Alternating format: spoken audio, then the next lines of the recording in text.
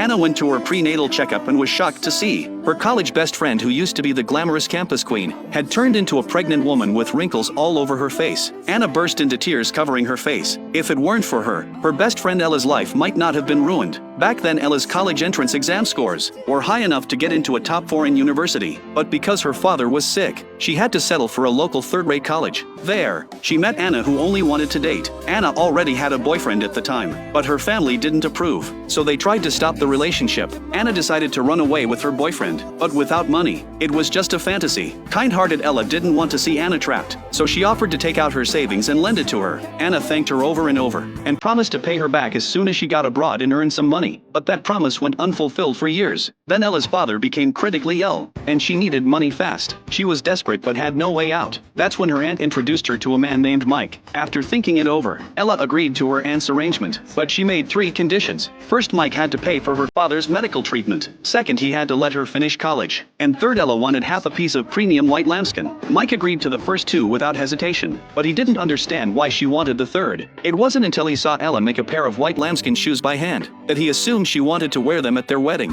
But Ella actually made them to fulfill one of Anna's dreams. Soon Ella graduated, and Mike had kept all his promises. With her father gone and nowhere to go, Ella decided to move back to Mike's hometown, but she had no idea that decision would become her biggest regret. Back in his hometown, Mike lost his stable job and income. He started finding fault with Ella, and took his frustration out on her. Ella went from a girl who dreamed of studying, to a pregnant woman working on a farm. The moment Anna saw Ella at the hospital, she felt deeply guilty, because of her own recklessness and obsession with love. She had just had one kid after another, spent what little money she earned from hard labor, and hadn't saved anything to send back to Ella. To make it up to her, Anna said that as soon as Ella gave birth, she would help her escape. But Ella, who always put Anna first, ran out of the hospital in her hospital gown right after giving birth. Her baby daughter, who she had fought so hard to bring into the world, didn't survive because the umbilical cord was wrapped around her neck. Ella eventually collapsed in front of a factory. Luckily, the factory owner's wife found her in time. When she woke up, Ella hid who she was. She begged the woman to give her a job, to stay. Ella worked incredibly hard, even harder than the men in the factory.